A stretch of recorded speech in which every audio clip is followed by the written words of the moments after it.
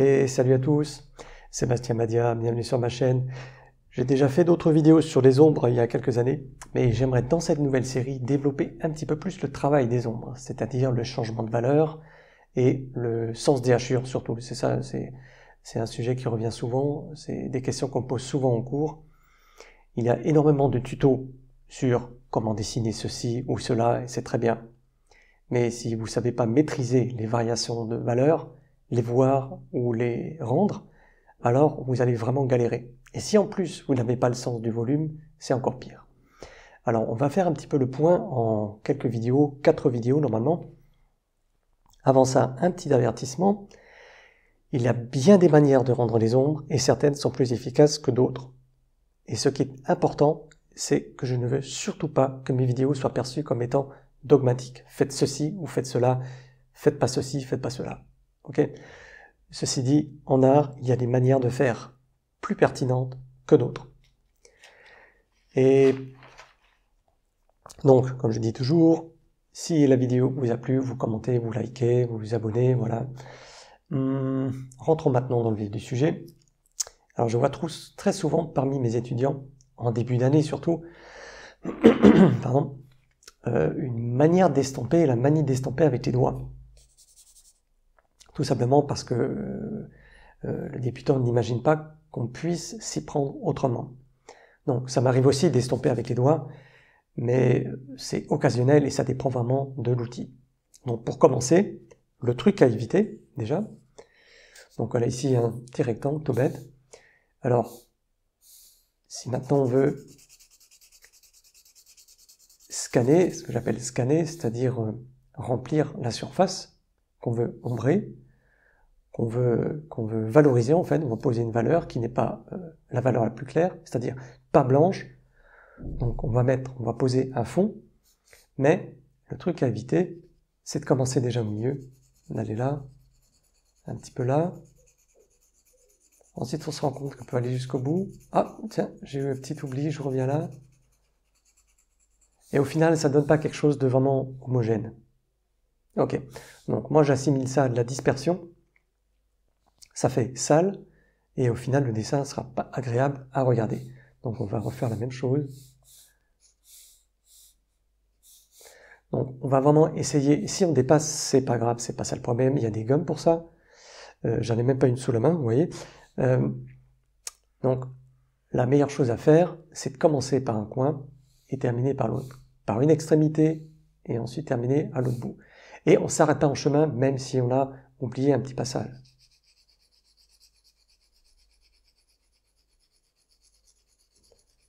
Voilà, donc là je fais pas de dégradé pour l'instant. Hein. Là on parle juste scannage. Donc là il y a un petit bout qui a été oublié, c'est pas grave. On va juste commencer à l'autre coin.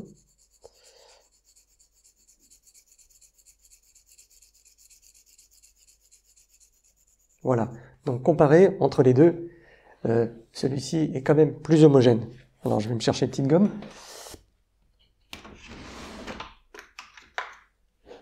Hop. Voilà, donc au final, c'est vraiment... Enfin, si vraiment... Et il faut quand même que ce soit au final propre, votre dessin. Donc il suffit juste de... Voilà, je peux pas aller de l'autre côté, j'ai peur qu'on voit ma tête à la caméra. Voilà, si vous voulez pas frotter dessus, vous prenez juste un petit pinceau. Ok, on a une surface homogène. Et sans estomper avec le doigt. On peut estomper ici, ça donnerait une surface plus homogène encore. Je vais le faire d'ailleurs. Je sais pas si on verra beaucoup la différence à la caméra, ouais, je pense qu'elle est assez sensible. Ok, donc ce que je voulais dire, on va essayer un autre exemple, un triangle, tout bête. Donc, on va commencer, si je suis droitier, je vais commencer par la gauche et aller vers la droite. On tire l'ombre vers soi.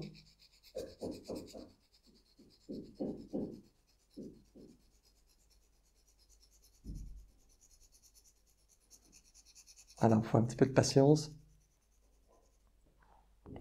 Ok, donc là il y a un petit bout qui manque, il y a quelques petits nuages.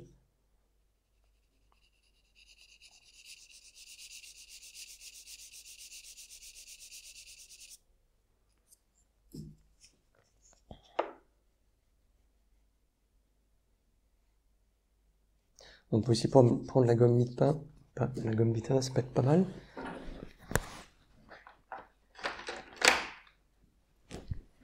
Hop. Ça fera moins de saleté aussi. Là, j'ai un petit peu dérapé ici. Vous voyez, j'ai dérapé.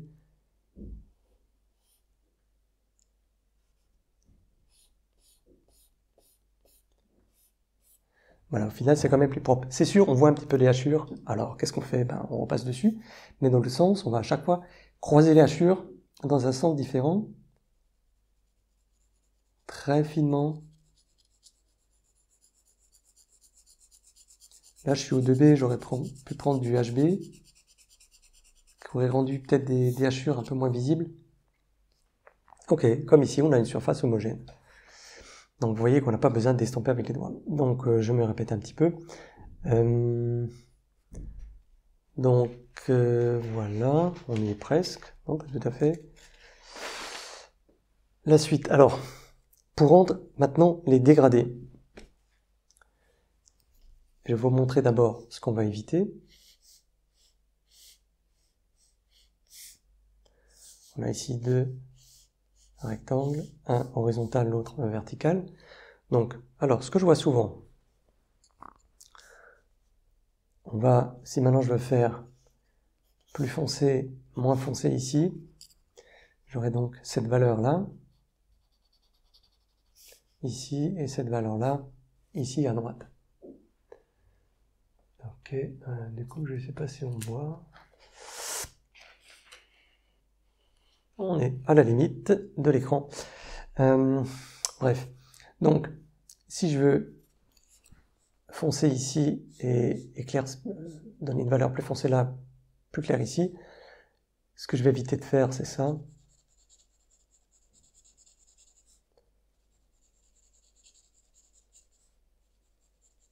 Ouais, un peu plus foncé même. Donc ça, je vois très souvent. Alors, je dis pas que c'est pas bien. Ça peut être bien dans certaines circonstances. Mais si vous voulez un rendu homogène, là, vous n'y arriverez pas. Même en estampant, au final, vous verrez quand même des petits raccords ici. Idem, à éviter ici, par exemple.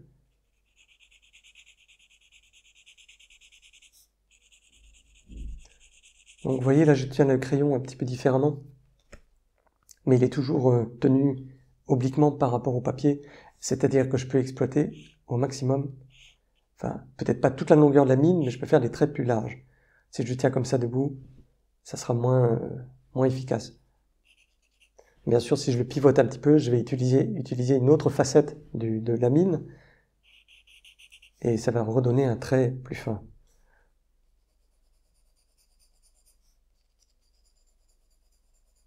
Idem, quel que soit le sens, voilà, donc là c'est pas très pertinent. On va éviter toutes ces petites choses. Alors, maintenant vous me direz comment est-ce qu'on va faire.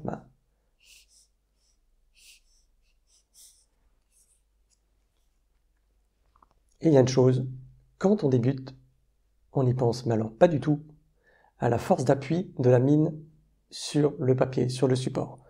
Et c'est franchement tout bête. C'est franchement tout bête. Moi aussi, j'ai commencé au dessin, j'ai commencé à faire des ombres comme ça, c'était un petit peu n'importe quoi. Mais c'est tellement simple d'appuyer ici sur la mine, de relâcher la pression. Ici, je vais le tenir plus loin, comme ça j'appuierai encore moins fort. Voilà, et là déjà, on a une superbe gradation de valeurs.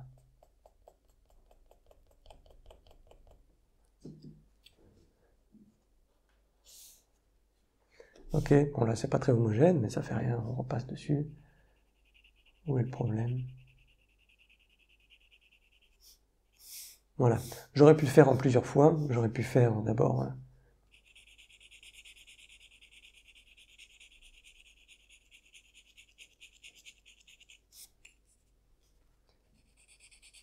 Je repasse encore une fois dessus. Je peux passer dans l'autre sens. Voilà. Idem dans l'autre sens, verticalement. Alors pour moi, ça va être un petit peu plus difficile. Il faut juste que je change de position. Voilà, ça ira. Donc, on appuie plus fort. Vous prendrez plus de temps. Quand vous ferez cet exercice, vous prendrez plus de temps. Vous serez dans une meilleure position que moi pour faire ça. Donc on parle beaucoup de proportion, perspective, mais la base du dessin, c'est ça aussi. Ok, donc là on voit ici que c'est beaucoup plus homogène que là. On peut repasser dessus maintenant. Parce qu'en fait, ce que vous faites quand vous repassez une deuxième couche, vous ne posez pas seulement une couche supplémentaire, vous faites un petit peu ce que vous feriez avec un doigt. La mine, en posant la deuxième couche, va en même temps estomper la première. Et ça, c'est important. Donc retenez bien, ici j'ai appuyé plus fort, j'ai relâché la pression du crayon, j'ai couché le crayon aussi obliquement par rapport au papier pour rendre des traits larges. Et plus vous allez faire de hachure, plus votre trait sera large, parce qu'en même temps vous affûtez en hachurant, vous affûtez la mine. Donc logiquement, elle devient de plus en plus large. Ok, par rapport à ici, c'est déjà plus large que celle-ci. Donc voilà, deux exercices très simples à faire. Voilà, vous faites des figures un petit peu.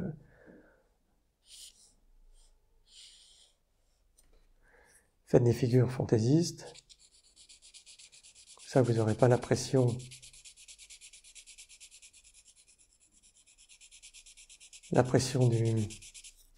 des proportions ou des perspectives. Et vous travaillez vos dégradés. Alors, travaillez pas avec un 2H, parce que là, à moins que vous ayez un papier vraiment avec un grain très fort, très abrasif, travaillez avec du HB, du 2B. Là, j'ai du papier Bristol de chez Fabriano. Et ça le fait. Il n'est pas si lisse que ça, finalement, pour du Bristol. Donc là, vous pouvez ensuite encore...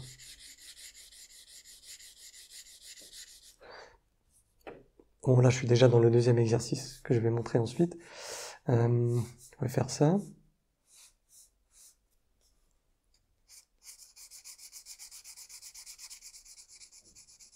Relâche la pression, j'appuie nouveau. Ok, c'est clair? Non, exercice 1. Exercice 2 maintenant. Vous faites des formes un petit peu également fantaisistes, mais vous allez donner un petit semblant de volume. Donc on peut déjà scanner entièrement. Vous voyez, je ne veux pas appuyer trop fort, donc je tiens le crayon vraiment à l'extrémité. C'est quasiment le poids du crayon qui va faire la force de la valeur. Maintenant, je vais foncer un petit peu, je suis un petit peu embêté par le bord de ma table. Je vais y arriver.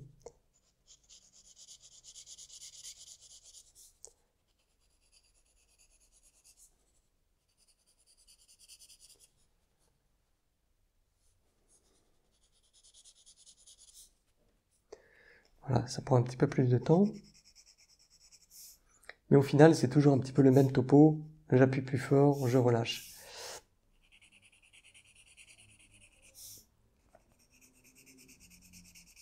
Bien sûr, on voit quand même des petites séparations, mais ça va se faire presque tout seul.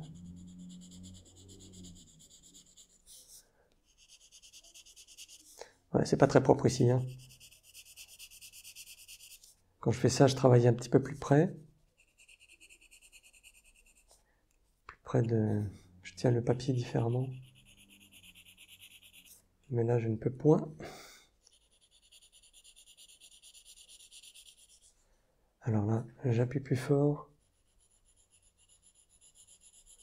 Et je relâche la pression quand je m'approche du centre. Alors je vais foncer encore un petit peu.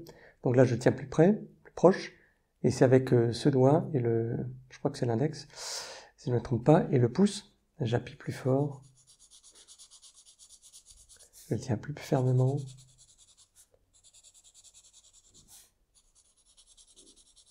Ouais, le raccord est pas terrible. Hein.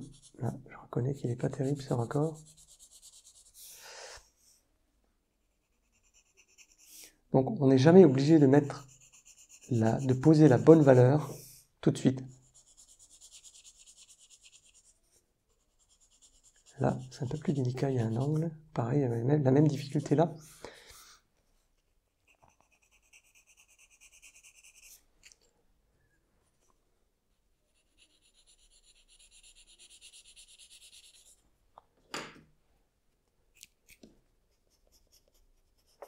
Ensuite, toujours nettoyer votre dessin.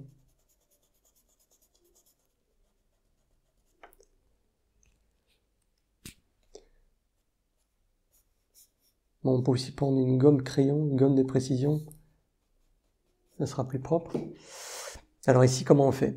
On va prendre la gomme mie-pain. Exceptionnellement, j'utilise les doigts. J'aime pas ça du tout parce que ça enlève du grain. Deux petits passages, on va voir ce qu'on peut faire. Là, ça a très bien marché. Et là, je suis allé un petit peu vite. On va essayer de le rafistoler. Voilà, ici aussi, il y a une petite une cassure là et là. Alors, je vais le camoufler. Ok. On peut même un petit peu le prolonger, le dégrader vers le centre. Vous voyez, alors ce que je dis à mes élèves très régulièrement, la main du dessinateur est mobile. Donc c'est pas comme ça, et puis on fait tout le dessin avec la main de cette position. On dessine avec la main, les doigts, le poignet, l'avant-bras, le bras et l'épaule.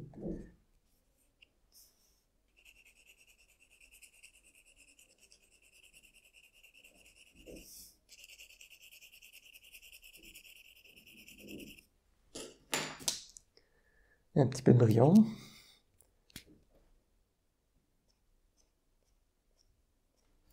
Ok, donc ça c'est une partie de l'exercice 2. Ce que vous allez faire aussi, j'espère, c'est par exemple ça. Ok, vous allez scanner.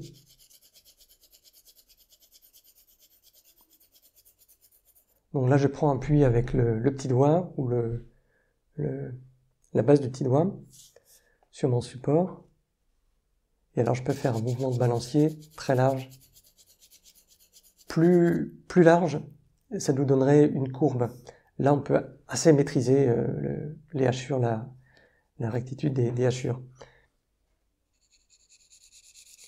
Vous allez rendre une surface assez homogène. Ouais, je suis gêné par ma table. Il me semble que j'avais déjà dit. Donc, vous allez maintenant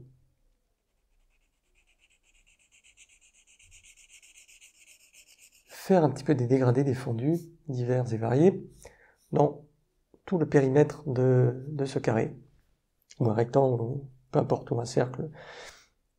Parce que dans le dessin, ça sera jamais aussi simple que ça, ok?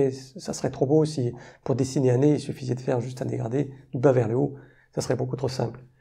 Mais à l'intérieur des dégradés, il peut y avoir encore d'autres dégradés. Ok? Donc c'est ce que maintenant je vais vous montrer. Vous avez maintenant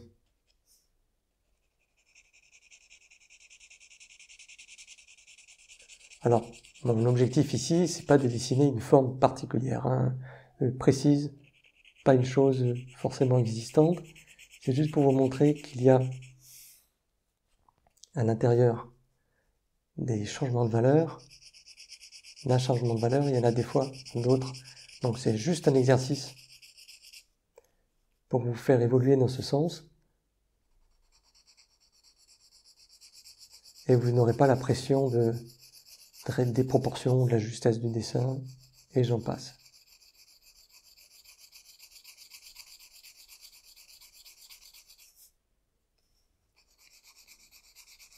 Voilà, simplement ça, je repasse plusieurs fois, je pars un petit peu à gauche, je relâche la pression, je reviens au milieu, je pars un petit peu à droite, je relâche la pression, je peux faire, voilà, ceci, j'appuie très fort, vraiment là je suis au maximum de la valeur que peut donner le crayon, je pars un petit peu à gauche, en relâchant la pression, encore une fois, ici je pars à droite, voilà, ce qui nous donne un genre de X ou de chromosome flouté. Ici je peux travailler ici mon dégradé vers là, en bas à gauche. On verra dans je ne sais plus si c'est la prochaine vidéo, en tout cas j'ai tout un petit programme, 4 vidéos, dont une où je parlerai vraiment des fondus, du contrôle des bords et comment les voir. Donc,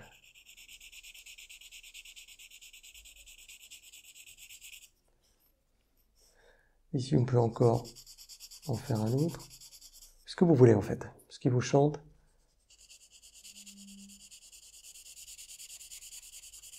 Mais apporter de la variété dans le sujet, dans le périmètre.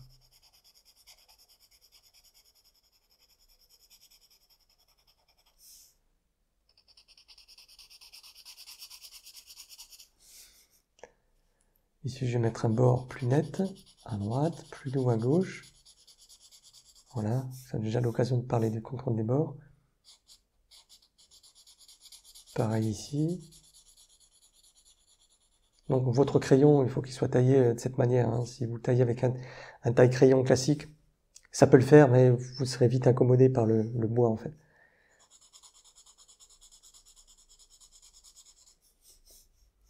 On va encore un petit peu définir ici.